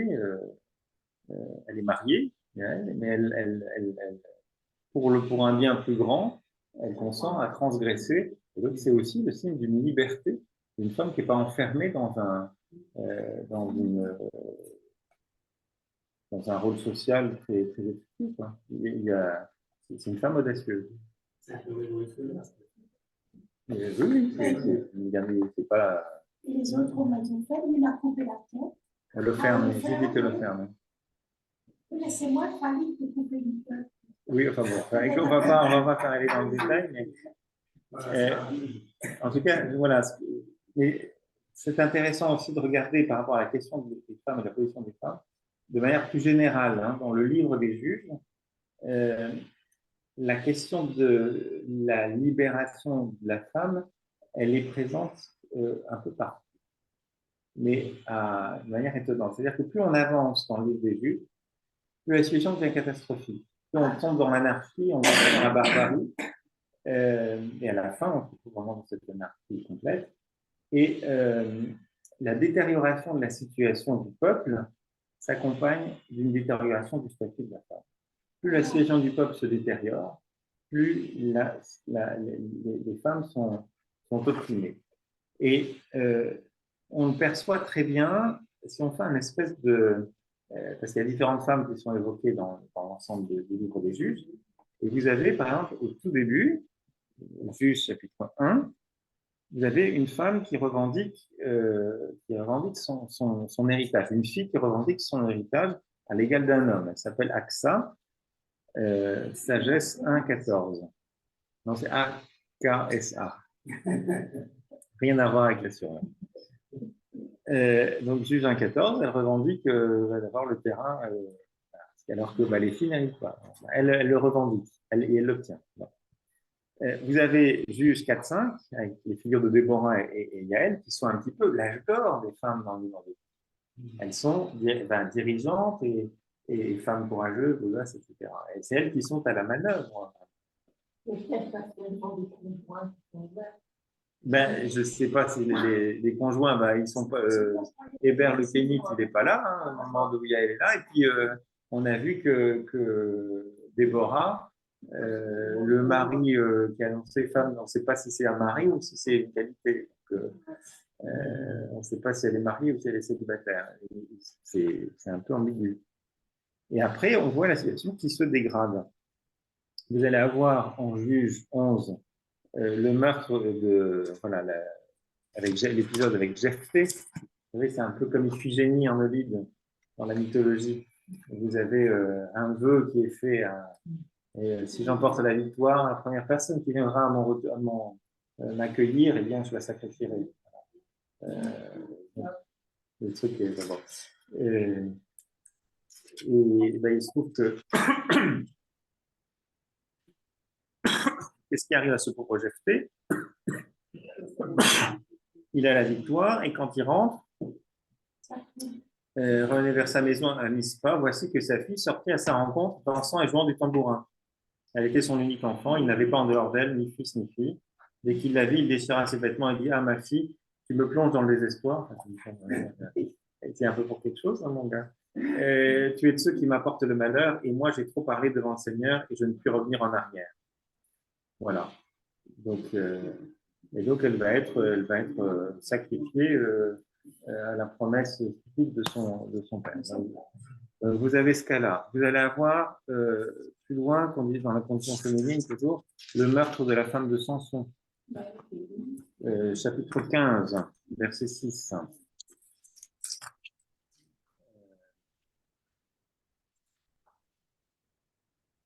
Voilà, les Philistins dirent qui a fait cela. Donc, on leur répondit, c'est Samson, le gendre du Timnite, car celui-ci a pris sa femme et l'a donnée à son garçon d'honneur. Les Philistins montèrent et ils brûlèrent cette femme ainsi que son père. Pardon. Vous allez avoir, alors ça c'est presque le summum, enfin on croit que c'est le summum, on parle de summum. Vous avez l'épisode du meurtre de Givéa. Alors, c'est chapitre 19, où vous avez donc un Lévite qui, avec sa concubine, va être, voilà, ne trouve pas d'hospitalité dans un village de la famille de Benjamin. Et finalement, en fait, sa femme va être victime d'un viol collectif. Et c'est le Lévite qui l'amène à. Et puis après, elle meurt, elle va être démembrée, les différents membres sont envoyés aux différentes tribus qui vont se coaliser pour aller ensuite punir Benjamin. Bon, c'est des trucs vraiment rigolos. Donc, vous voyez que on n'est pas dans quelque chose de réjouissant pour la condition féminine. Et puis, le summum est atteint au chapitre 21, où vous allez avoir un enlèvement de 400, c'est 400-600 jeunes filles. Vous avez d'abord un massacre de femmes et d'enfants. Ça, c'est chapitre 21, verset 10. Et voilà, ils trouvèrent 400 jeunes filles vierges qui n'avaient pas connu la couche d'un homme et les amenèrent au camp à Silo, qui est au pays de Canaan. Ces 400 jeunes filles, eh bien, elles vont être, c'est un viol généralisé par la tribu de Benjamin ensuite, quoi. Donc, vous êtes dans quelque chose de tout à fait, vous voyez, cette espèce de dégradation, détérioration de l'état du peuple, et puis les femmes qui en sont finalement les premières victimes. Et je trouve que ça éclaire aussi, d'une certaine manière, dans nos sociétés aussi, en fonction de la condition qui est donnée aux femmes, qu'est-ce que ça dit d'une société? C'est pas une vengeance des hommes envers les femmes. On va y...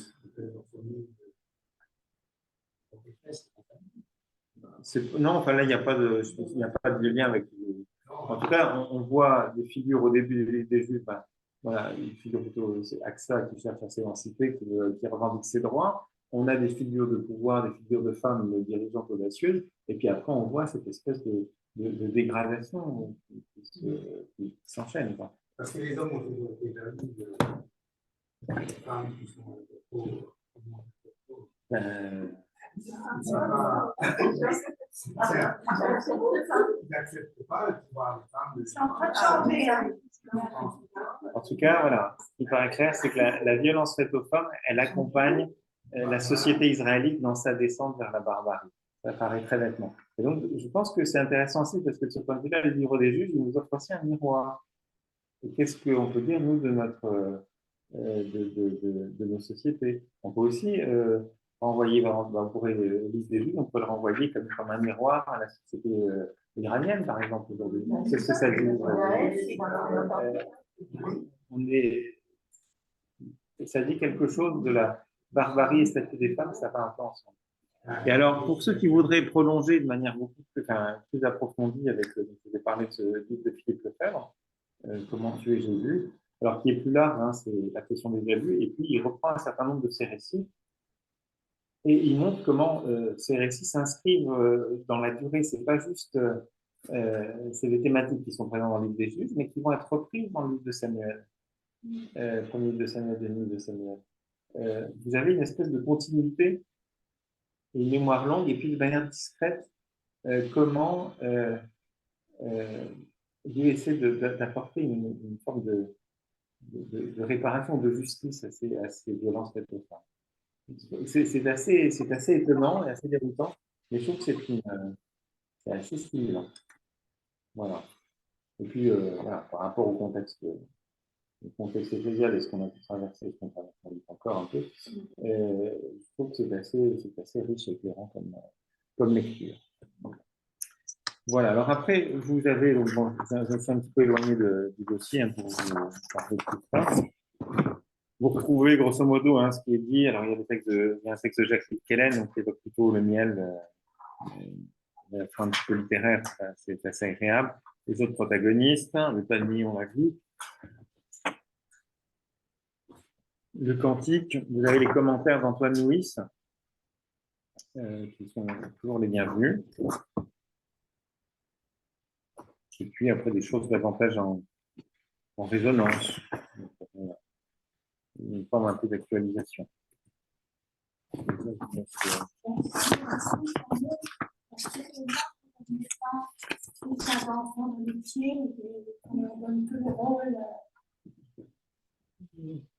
Que ce rôle-là. Mhm. Il y a d'autres fonctions. Donc, voilà un peu ce que je voulais vous partager sur Déborah, Ruth et prophétesse. Oui. Par rapport à la partie il y a des messages que vous avez. Alors, c'est pas le Vatican.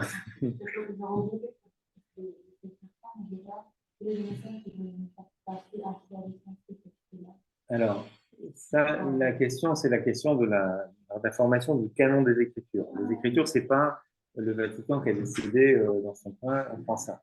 La formation du canon, c'est quelque chose qui prend du temps dans l'histoire. Donc, il y a d'abord le canon des Écritures juives, l'Ancien Testament, qu'on appelle l'Ancien Testament, donc la Torah. Ça a été des débats aussi au sein du judaïsme. Par exemple, pour ceux qui avaient suivi le parcours sur le Cantique des Cantiques, il y a eu un débat dans le judaïsme pour dire mais qu'est-ce que le Cantique des Cantiques vient faire dans la Bible? C'est pas un livre sacré. Certains vont dire c'est des chants, un épithalame, c'est un chant amoureux, voilà, qui est parfois un peu sulfureux et érotique, donc ça prend vraiment pas sa place. Et puis il y a d'autres rabbins qui vont dire, mais pas du tout. Rabbi Akiva, je pense, qui disait le monde entier ne vaut pas le jour où le Seigneur a donné à Israël le cantique des cantiques, le chant des chants. Voilà, parce que finalement, ils vont retrouver dans le cantique des cantiques toute l'histoire d'Israël et de l'Alliance à travers la relation d'un homme et d'une femme. Dans le cas du livre, donc, la formation, elle n'est pas évidente. Vous allez avoir les 5 premiers livres, donc la Torah, qui vont être considérés comme étant les plus centraux. Après, on a l'entrée en terre promise, Josué. Et puis, il y a cette période, alors là, on est plus dans une espèce de livre à la fois qui se veut historique et puis un jugement théologique. Alors, c'est pas, je crois, un livre qui nous parle, je disais au début, vraiment d'abord de Dieu, parce que l'image de Dieu qui en ressort, c'est quand même un Dieu bon point, mauvais point, bon point, enfin, action-réaction, c'est-à-dire que mauvaise action, pas punition. Si tu pleures, ça m'énerve pour toi. Par exemple, j'envoie un juge qui va régler un peu les choses un temps, puis après tu es à nouveau pas fidèle. Enfin, c'est un côté un peu, c'est un Dieu perpétuel. C'est pas forcément l'image de Dieu qui est là. Pourquoi est-ce que c'est resté dans le canon? Probablement parce que ça dit, d'abord, ça marque une étape dans l'histoire du peuple juif, cette période entre l'entrée en terre promise et puis l'institution de la royauté. Donc, quand on est dans au retour de l'exil à Babylone, on recrée une nation, on le fait sur des textes, sur des fondements, sur une histoire, une tradition. Donc, on va aller rechercher un peu ces traditions. On a besoin d'une histoire. Comme nous, nos albums de famille, on tient parfois à des albums de famille, à l'histoire de la famille, à tel bouquin, à tel. C'est une manière de reconstituer une dignité, une histoire. Voilà, donc, on est sensible à ça. Et puis, je crois qu'au-delà de cet aspect simplement patrimonial et historique, il y a aussi quelque chose parler du miroir. C'est-à-dire que l'écriture simple, elle ne dit pas seulement une vérité sur Dieu, elle dit aussi une vérité sur l'homme. Donc, l'écriture, la Sainte Écriture, nous lie à l'idée autant que nous la lisons. Et donc, les récits bibliques sont une ressource extraordinaire pour comprendre l'homme et le cœur de l'homme, y compris quand il est malade.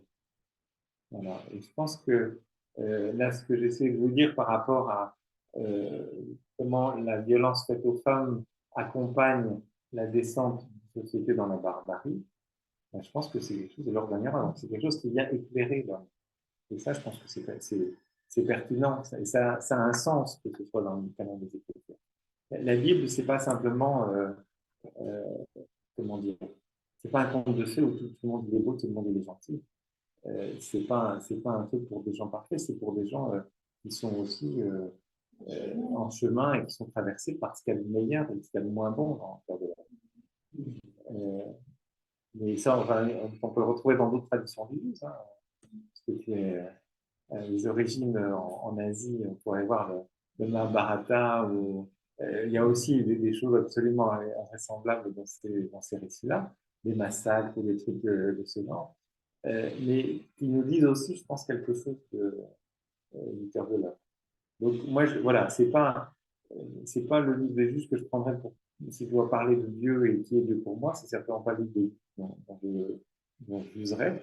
En revanche, je pense que c'est quelque chose un texte qui éclaire ou qui dit des choses sur l'homme, sur le cœur de l'homme.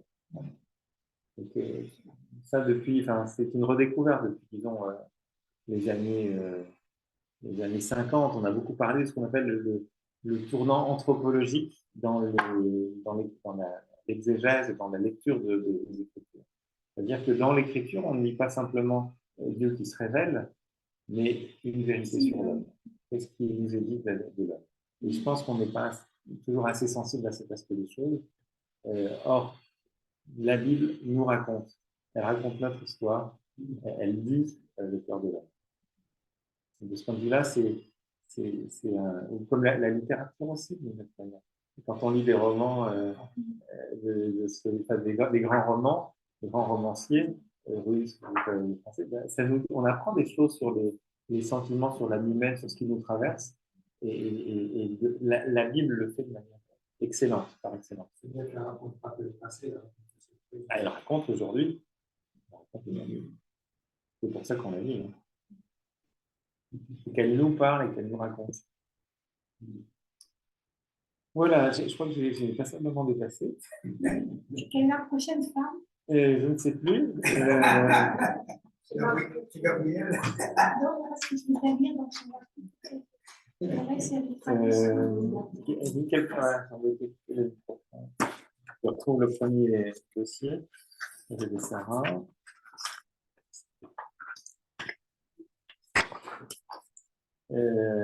Anne. Ce sera, voilà. Laquelle Anne? La mère de Samuel. Ah, oh là là. Et là aussi, elle a pu laisser son enfant à moins de 3 ans. Son enfant qu'elle avait par miracle. Ça sert à quoi d'avoir des miracles si on le laisse? Au temple de Silo. Et là aussi, vous verrez, Philippe Lefebvre, il reprend aussi cette thématique-là. Là aussi, la question des violences faites aux femmes avec Anne, c'est quelque chose c'est pas rien. Quand elle est regardée avec un dédain par le prêtre, il dit mais qu'est-ce que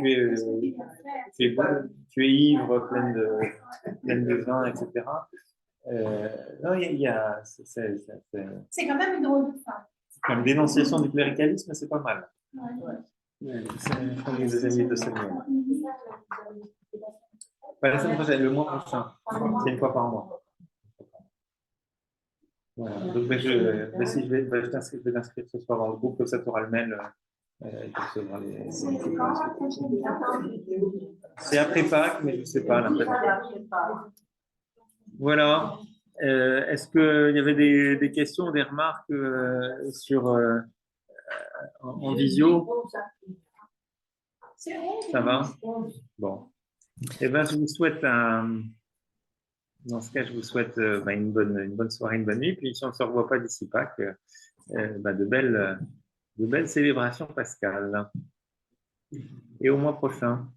Merci également à tous. Au mois prochain. Merci. Bonne soirée. Au revoir. Au revoir.